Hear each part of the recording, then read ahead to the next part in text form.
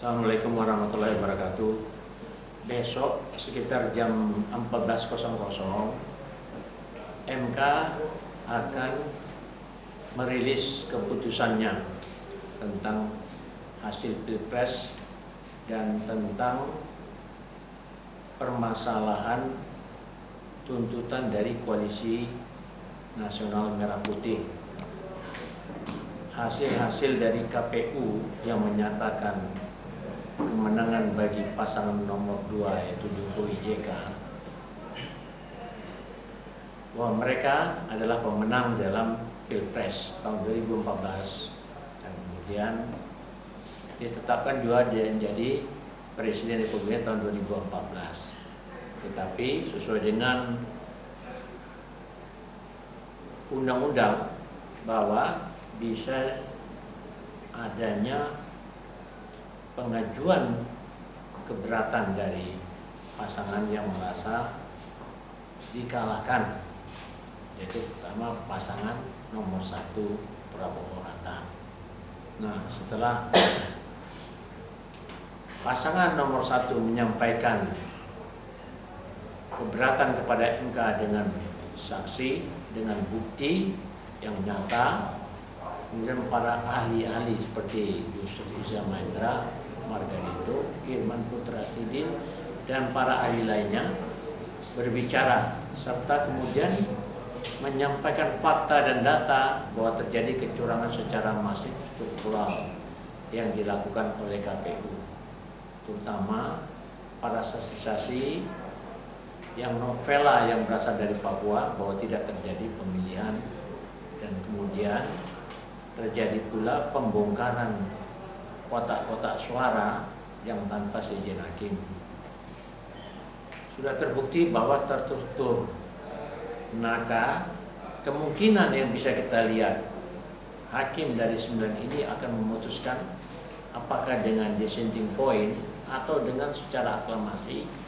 Kelihatan saksi kita yang dari pasangan nomor 1, bukti-bukti perkara C1, dan kemudian fakta-fakta yang dibawa ke Mahkamah Konstitusi yang telah bersidang, diperkirakan bahwa tuntutan dari pasangan nomor 1 bahwa terjadi kecurangan secara masif dan struktural bisa terbukti, dan kemudian diminta supaya dia anulir pasangan nomor 1 sebagai pemenang di dalam Pilpres 2014 ini. Nah, kemudian mengharapkan supaya pasangan nomor 1 langsung diangkat sebagai pemenang oleh Mahkamah Konstitusi berdasarkan fakta-fakta yang sudah terlihat terjadi kecurangan secara masif dan struktural.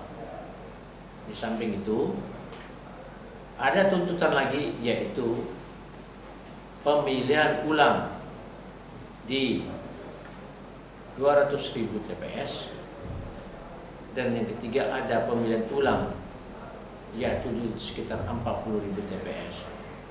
Ini kelihatannya akan dikabulkan sebagian oleh Mahkamah Konstitusi dan sebagian ditolak. Kemungkinan ditolak adalah menyatakan pemenangnya adalah pasangan nomor 1.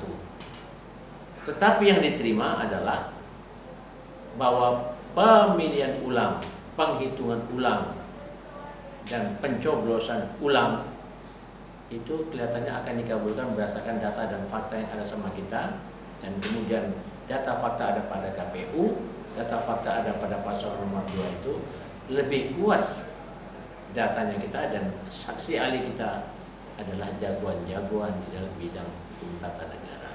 Untuk itu perkiraannya bahwa akan terjadi pemilihan ulang, akan terjadi pencoblosan ulang, akan terjadi penghitungan ulang hampir di 40-an ribu TPS perkiraan kita, atau bahkan lebih sampai 200.000 TPS. Bisa kita lihat apa akan terjadi besok itu.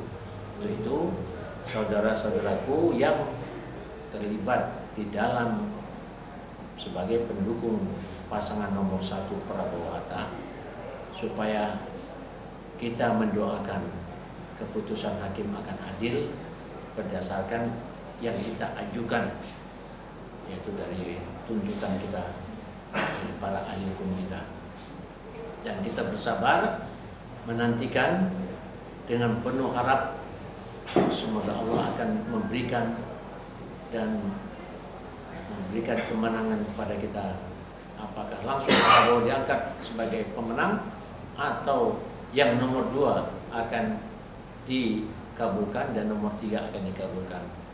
Tuntutan kita nomor 1 sebagai ditolak, umpamanya nomor 2, nomor 3 akan diterima. Itu harapan kita, tidak ada lain, dan kita berharap besok keputusan itu seadil-adilnya, karena benteng terakhir kita adalah Mahkamah Konstitusi. Tapi bisa juga melalui DKPP, kecurangan-kecurangan dilakukan oleh para anggota KPU. DKPP juga akan memutuskan besok. Kelihatannya akan kita menangkan juga dari pasangan nomor 1 tuntutan kita. Dan di Petun juga kita akan menang mengenai ketidakabsahan Jokowi untuk menjadi calon presiden, karena dia sudah terlambat mendaftarkannya setelah 1 hari dari yang ditentukan oleh KPU, serta kemudian dasar-dasar hukumnya terlambat datang, mendaftar duluan tapi keluar kepresnya baru besok. Jadi demikian dia diskualifikasi.